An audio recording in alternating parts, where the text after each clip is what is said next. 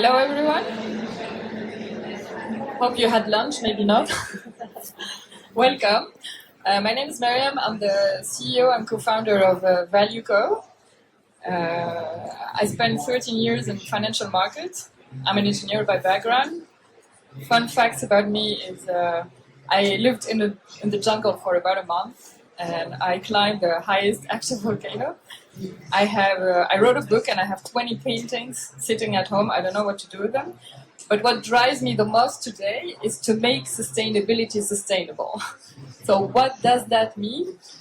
It means actually that we need to create proper market incentive so that everyone wants to act in a sustainable way and to produce in a sustainable way and to invest in a sustainable way. And today, there are no market parameters that capture actually how investment is driven in an explicit way by sustainability factors.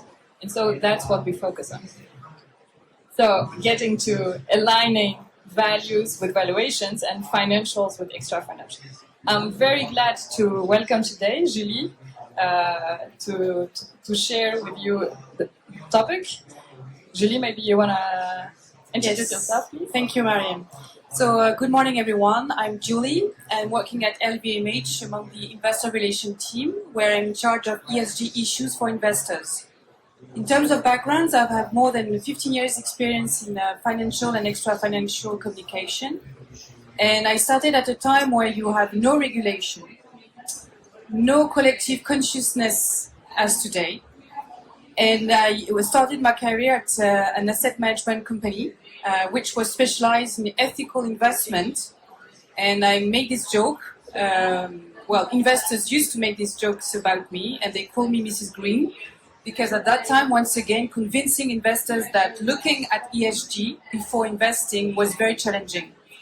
And I fought afterwards to keep the two-hatted functions like financial and extra-financial among investor relation team, because I was convinced that regulation will force companies to tell about what they are doing in terms of environmental and social impacts.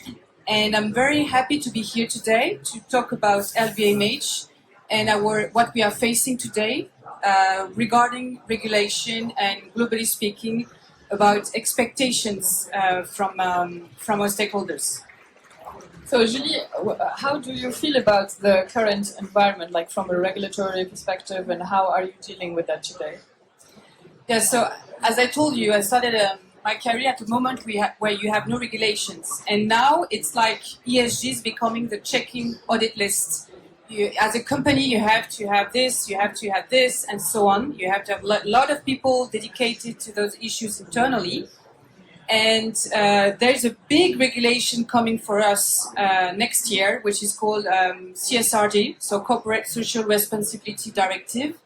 And you have more than 1,200, they say, contact points, meaning that you will have, companies will have to tell the market about those KPIs. But of course, we will not communicate on 1,200 KPIs. They have to be material for us. So maybe we'll communicate on 1,000, on 800, I don't know yet. But this is very demanding. And this why? Because of course it drives change among our organization.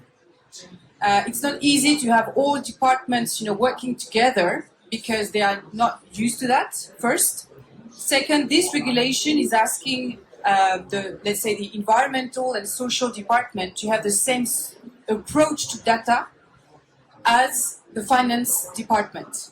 And we are getting there, but not yet. So it means that you have to invest in people, but also in data, meaning the IT, for example, tools that will enable our maison, because I just remind you that we have 75 maisons, so it's quite a playground in terms of data. And to collect the data at the same time as the finance department is quite challenging, because if you need a finance data, like, I don't know, you need the turnover of one of the maisons, you push the button, you have it right away.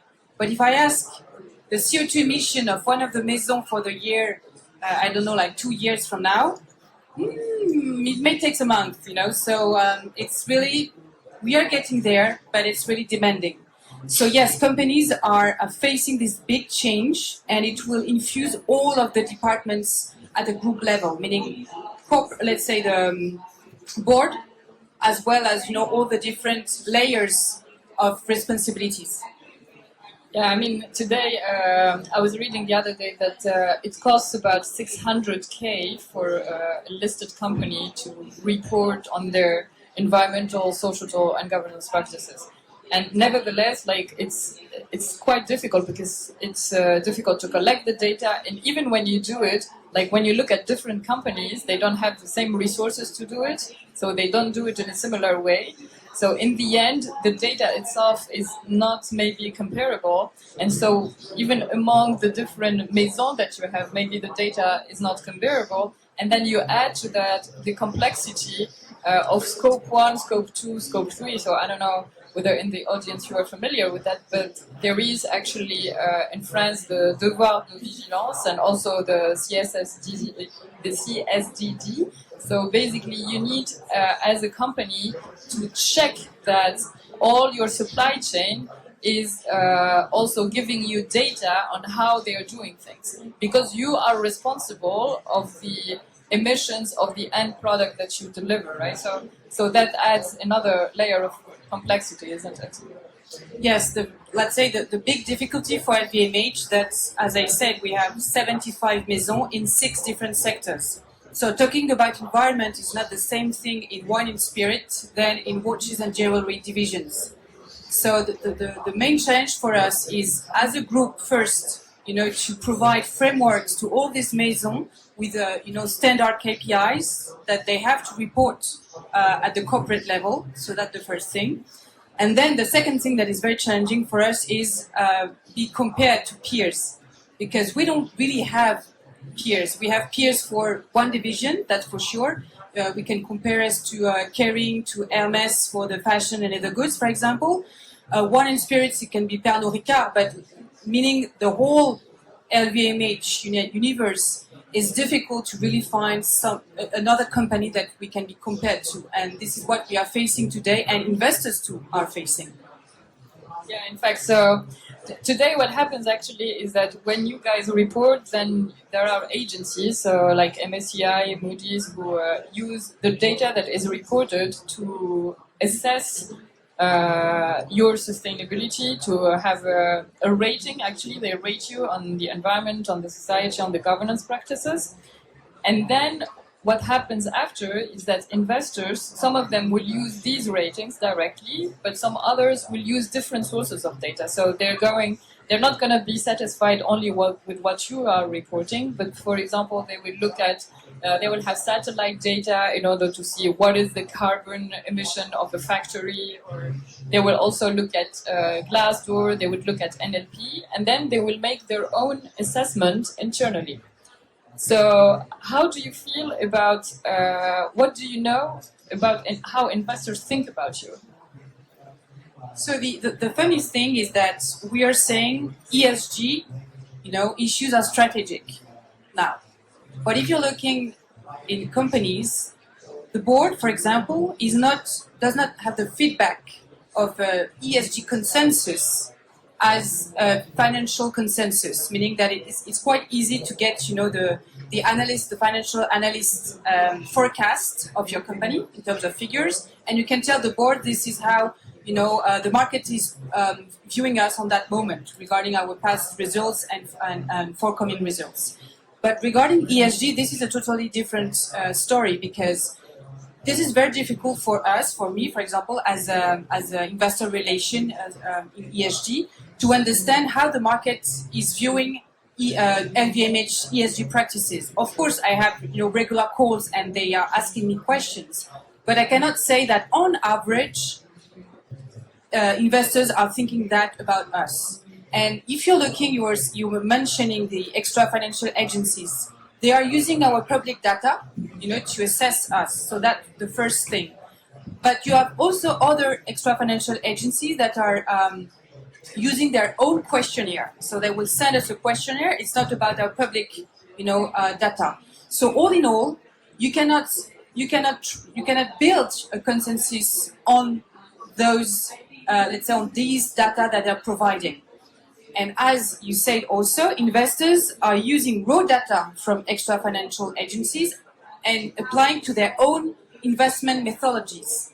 So at the end of the day, I cannot say investors are thinking like this and extra financial are thinking like this. So I cannot provide the board, or let's say, the CFO, or, key people internally, well, the view, the market view on ESG is this one. Yeah, maybe to bring some figures in there. So, like, if you look at credit, for example, the agencies rate companies, but the correlation, so we have like S&P, Fitch, etc., but they are quite close to each other. So they have like a similar approach, and the result is pretty similar. But the problem with on ESG is different agencies, they collect the data in a very different way, not at the same time. And we are not talking about two data points as for credit, like, okay, are you going to fail? And if you fail, how much can I get back? We are talking about, as you said, 1,200 points. So there's the approaches there could be differences on these exactly 1,200 points. And so therefore, and to bring maybe some academic research in there, the correlation, there were many studies, also by Florian Berg from the MIT, that showed that the correlation between the ratings of the agencies is about 54%. So that's pretty low compared to the credit, where it's 95%. So it's very different. And also what is funny is that some of the agencies, for example, let's say here you are in France, and some of the things are mandatory, so you might not be reporting them. But the agency, if they don't find them, they would just put 0. So some of them are, not all of them. So it's really different also to understand why you are not so well rated, right? And then the other layer of complexity, and that I'll explain a little bit what we do there, because we collect the proprietary ratings, what investors think about the company. And so we see there that actually investors themselves have very different approaches, and that the correlation is around 30%. So it's it's still a very blurry field. Not everyone agrees. There's a big diversity of opinions. And as such, diversity is not a bad thing, right? Like, everyone is allowed to have his own opinion. It's just that we need to monitor that and to know how we can drive based on, investors. I mean, as a company, you are used to drive based on your stock price, based on your funding level. But today, we don't have that aggregated view. What does the market think about the company? Yeah, and that's what we try to bring today to corporates all over the world. Yeah, so maybe, Jeanne, I will need to explain a little bit what we do. So what you see here is an ESG score for company A that goes from 0 to 100. And every dot you see is the score of one asset manager, of one investor. But we don't say who it is. So you could have, like, in there AXA, Amundi, whatever, Fidelity, etc. So from this, what we do is, have you ever seen like a stock price in order book? So you have a bid, you have an offer, you have the bids of different traders. So every trader has also his own sources of data, of information, his own financial model, but then he has a final opinion and he says, okay, I'm willing to buy this or that company at this price, right? So in the order book, you see the bids of different traders. You don't know who they are, but you see the position and you see how the market overall price the company, right? So what we do is we don't build a distribution of pricing, but we build a distribution of scoring. And the idea on the longer term is to be able to price different sustainability factors. Because in the end, everyone needs to be rewarded for their sustainability efforts, whether it's the company, whether it's the investor. If it's priced, then everybody will have a market incentive to do it because they're gonna make money out of it. It's not just, it won't become just a belief or we're doing this for good, but we're doing it because it's also profitable, right? And we have the proof that it's profitable. So from this new market metric, in a sense, we provide feedback to the corporates on ESG, E, S, and G, but we are also now able to explain, like, going back to the raw indicators. I might need next slide.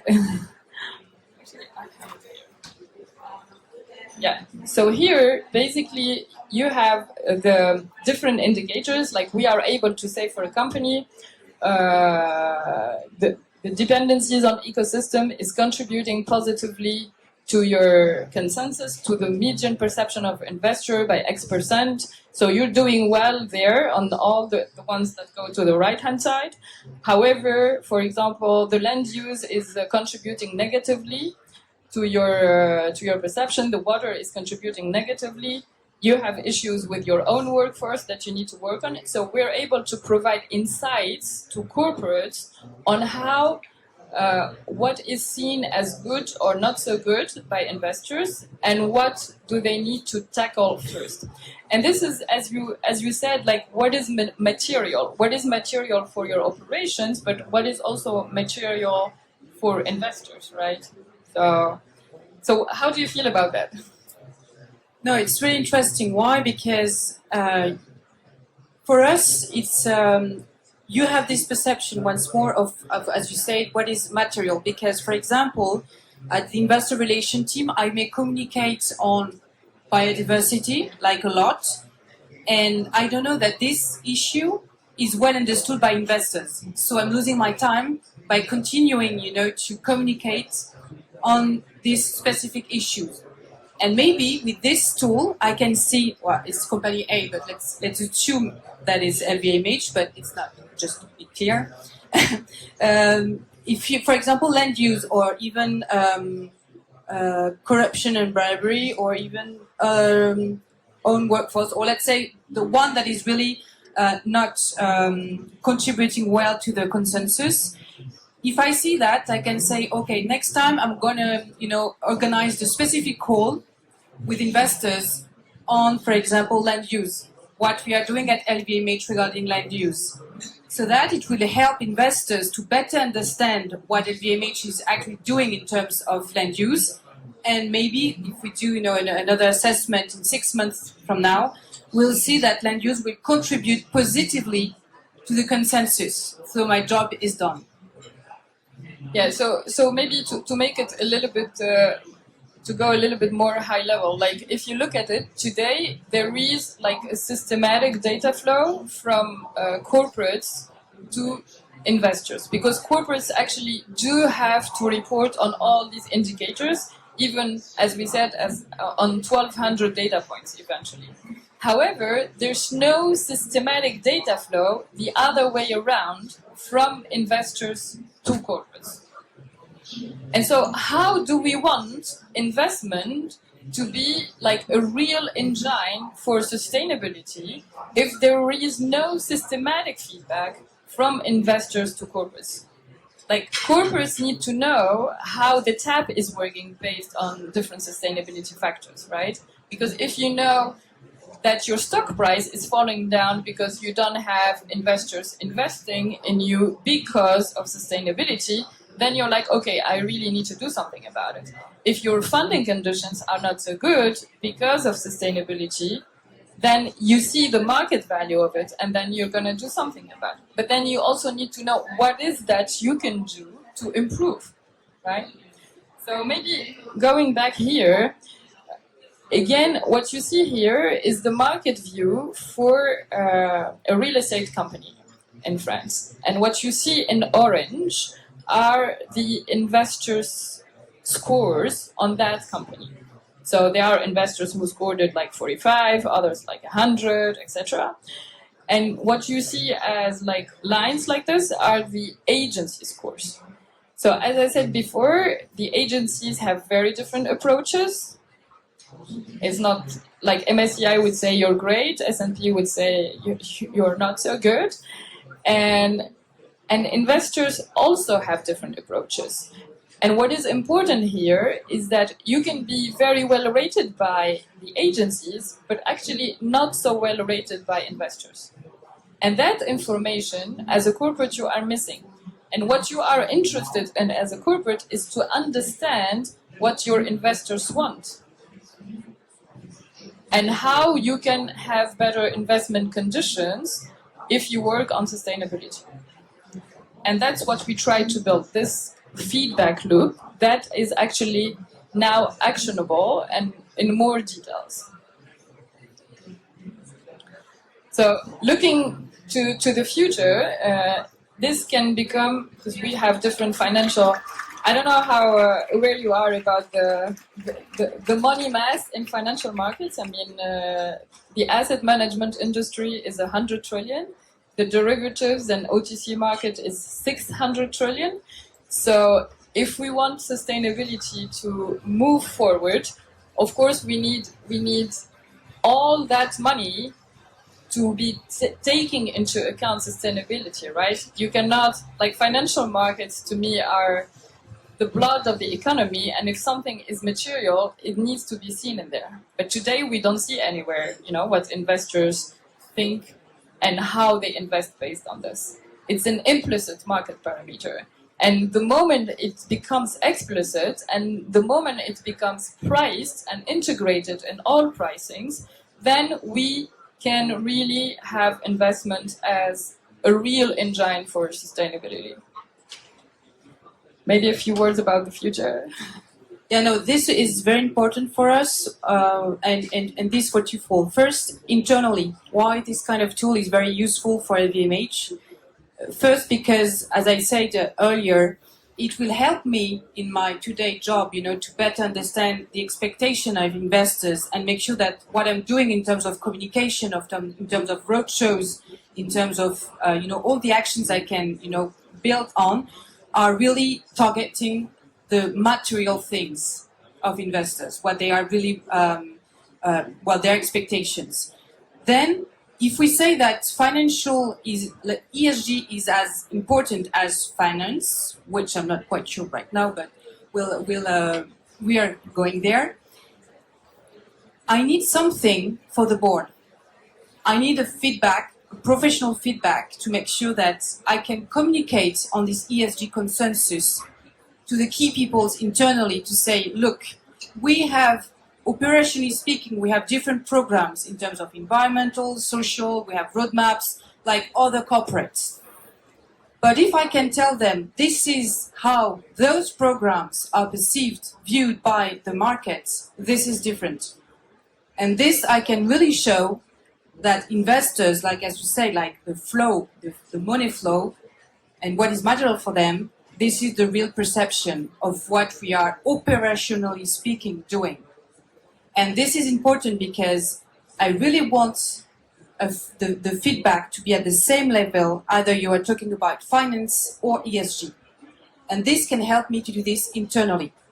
Then it can also help environment and social departments, for example, to also see what the market is really, what is material for the market. So maybe, of course, we are assessing our footprint, biodiversity footprint, water footprint, and everything on an annual basis. But if they see, like, once again, that what is really material is one of these indicators, and they are putting all their efforts on something else, maybe we can, reallocate our efforts on what was once again is really material. And also externally, this can help me to show to my shareholder basis and all the stakeholders that we are considering their expectations, that we are hearing them, and I can give the feedback to key people to make sure that they understand, once again, their expectations. And this is why I say that these tools can help me internally, but also externally. Yeah, I'm actually picking up on what you said, that you're not quite sure yet whether it's the financial is as important, the extra financial is as important as the financial. The reality of things is that in the market today, you have responsible investors and you have cynical investors, and assets are just changing hands. That's the reality. So if we want this to move, we need to create incentive for cynical investors to invest responsibly. And they're going to do it only if they can make money.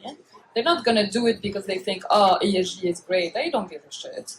So this is why we need to get to the point that we actually show that there is market value because of ESG. And market value means that investors, there are many investors who are investing because they are assessing the risk. I mean, there is today a regulatory risk on a 5-year basis. There is a physical risk on a 10-year basis. If you have a factory somewhere and you have a river and then it's going to flood, then you're losing your 50 million factory thing. So these risks are assessed by all investors, whether they are responsible or not responsible, because they need to make sure that they are investing correctly. And else they're making a mistake, right?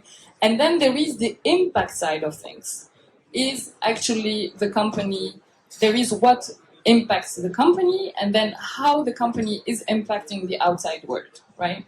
And so that part is not properly valued in the market today. But like the whole financial system is not about what is exactly done, but it's how perceived by different market participants.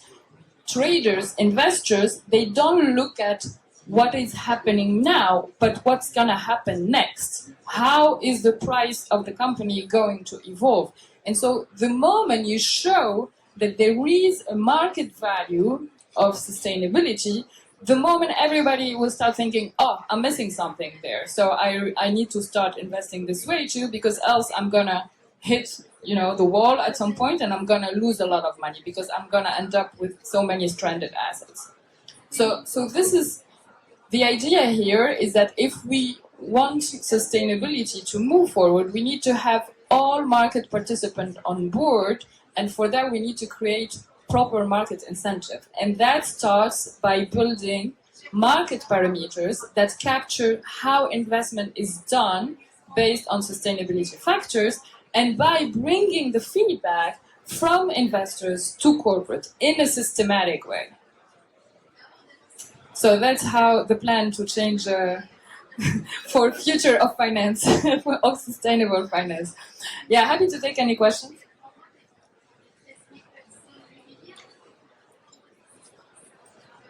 Any question in the room? Yeah, please.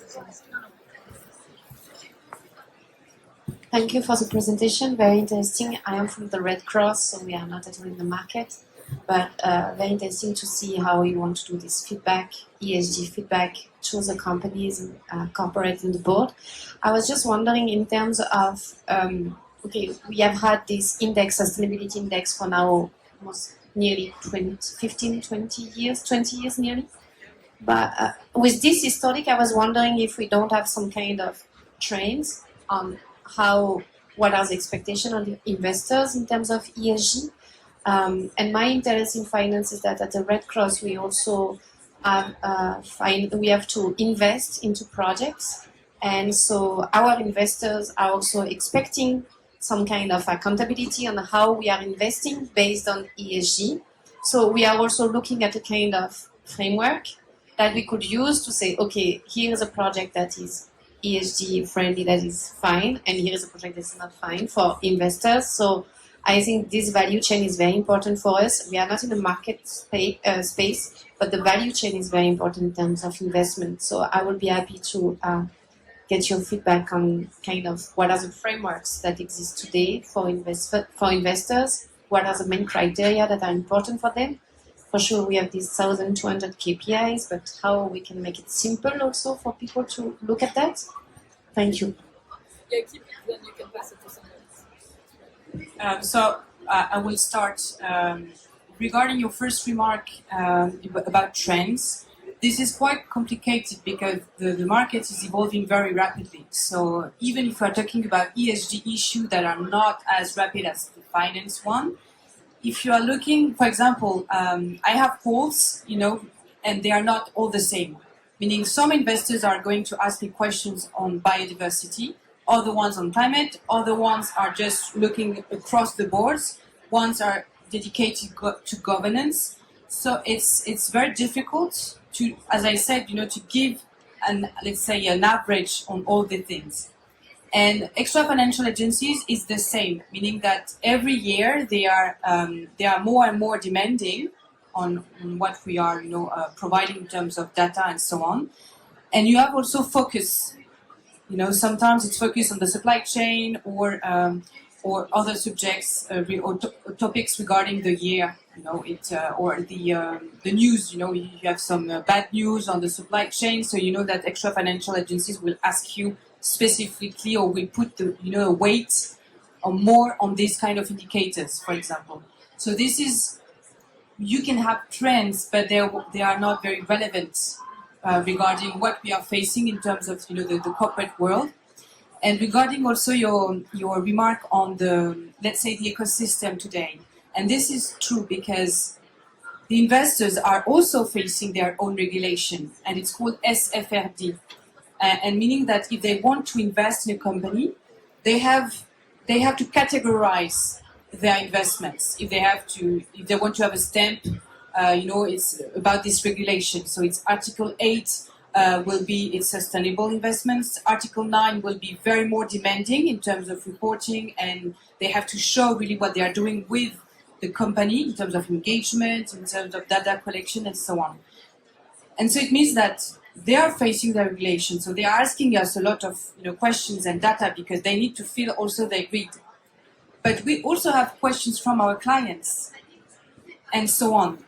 So meaning that if you are a company today, I think it's, or an organization, it's very difficult not to take into account ESG, because everyone is going to ask you about that. If you want to raise money, raise funds, they are facing regulation. So they want to invest in companies or projects where they know that it will at least have an impact, or that the project is, will serve, some cause, something like this.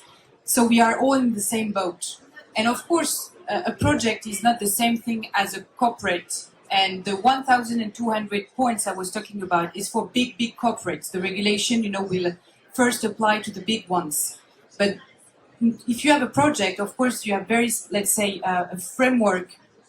You can at least look at the sustainable development goals provided by the UN, because you can say, for example, that your project will serve, one or two or three sustainable goals. And this, I can tell you that 90% of investors are looking at those things.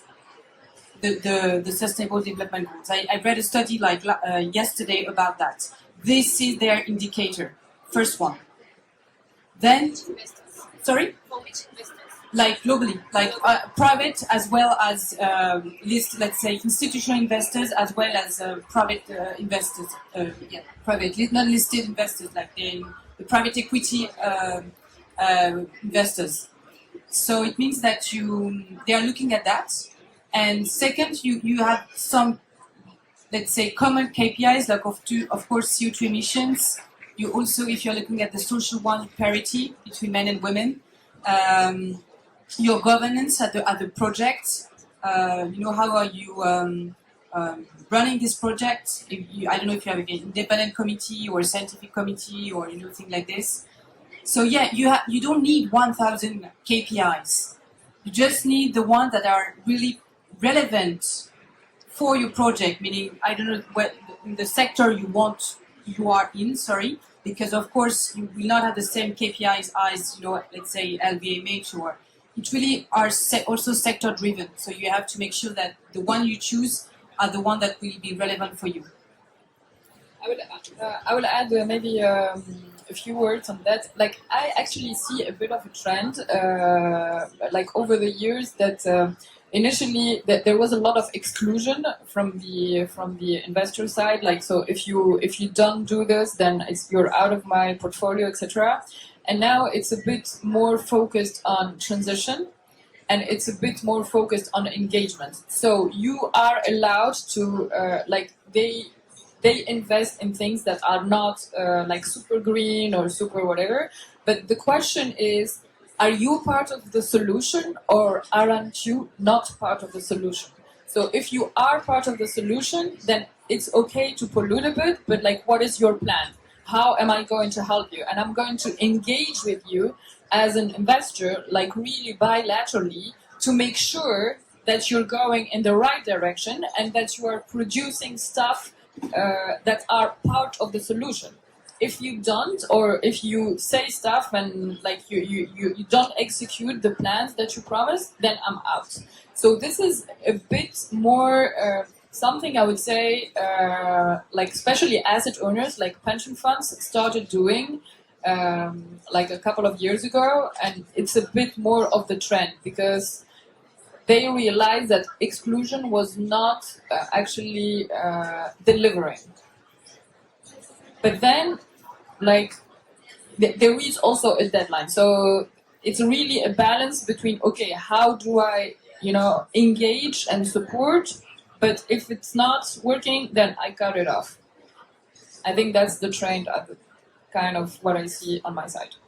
Any other question? I just want to add something. It's better to have like 5 KPIs, but you monitor and you can prove what you are doing. That's prerequisite.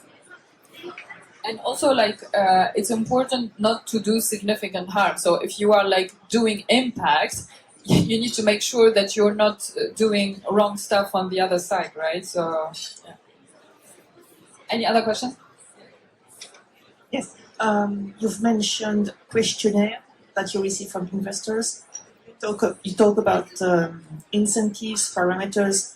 My question is about CSRD and taxonomy. Don't you think that they can help to have a standardized approach and perception of ESG? Yeah, so I think the CSRD, I'll take the first. The CSRD actually indeed will bring some standardization in the data reported, okay? But it doesn't mean that the interpretation of investors will be the same, because investors have different needs, they have different portfolios, they have, you see, there has been for a long time, for example, churches invest their money. They do have their values. They do have, their way of investing. You have also like other communities. Every investor has his own specificities. And if you are, for example, an investor in the labor, like a labor pension fund or something like that, then for you, your focus is more on employment rather than on environment, etc. So not everyone will have the same objectives in terms of sustainable investment, and therefore the interpretation of the data itself will be different. And this is something that is already out there on even financial data, because there is financial data and there is market data, like how different investors interpret that data and what is their forecast based on that data. And these are very different results. This is why they invest in a very different way. So in a similar way, even if you have really perfect extra financial data that is reported, that is comparable, etc., still investors will have different opinions. Yeah, I don't know whether that answered your questions. Any other question in the room you want to ask? Yes, and CSRD will ask, as I said, 1,200 points, KPIs, let's say. But the thing is that we are not going to report on the whole thing. We will only report on what is material for us. And the problem is, I think the first year of this regulation will be just a mess, because we are all going to look at the other one, our, let's say, peers, and say, you reported on that. Why didn't we not? And so on. So I think the first year we cannot say that will be comparable, but I think years after years, maybe 2-3 years, you will have best practices, coming out. and then you can compare your companies between them. But I think the first year it will be difficult. And I hope that we will help there, because we will be able to see, okay, on average, this is what is material for investor in this specific sector. And so it will help companies at least know where to start with. Because again, companies don't have the same resources, don't have the same size, they don't have the same ability to collect the data, which is a difficult exercise by itself. Especially when you have like part of your supply chain in emerging country or in places that are not obliged to report it. Any other questions? Yeah. So you said that there are a huge difference between ESG agency. So how a firm can choose the right ESG agency? Yeah, I don't think there is right or wrong, you know. It's like, I like to say this, it's like if you are a student and you're doing a philosophy paper, right? And then you have different professors in the room and everyone will give you a grade.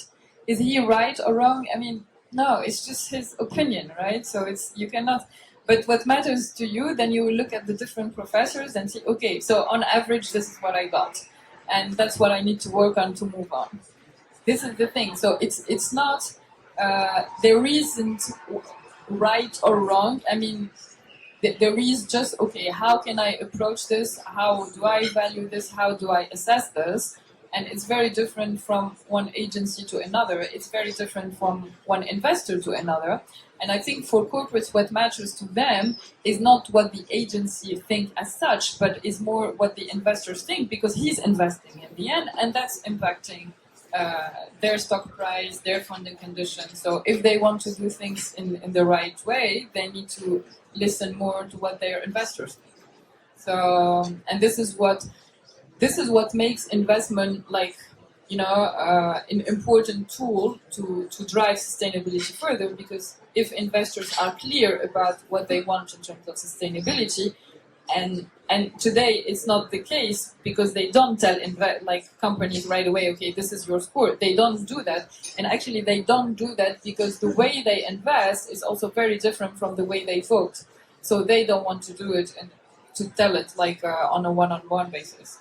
Most of them, yeah. So there's no right or wrong. There's a diversity of opinion, and it's okay. Most important is to capture it and to know, okay, what do I do with this? How can I improve on average? And on the things that are material and that will help me to improve the fastest way. I will be more straightforward. You don't have to choose. They are choosing you.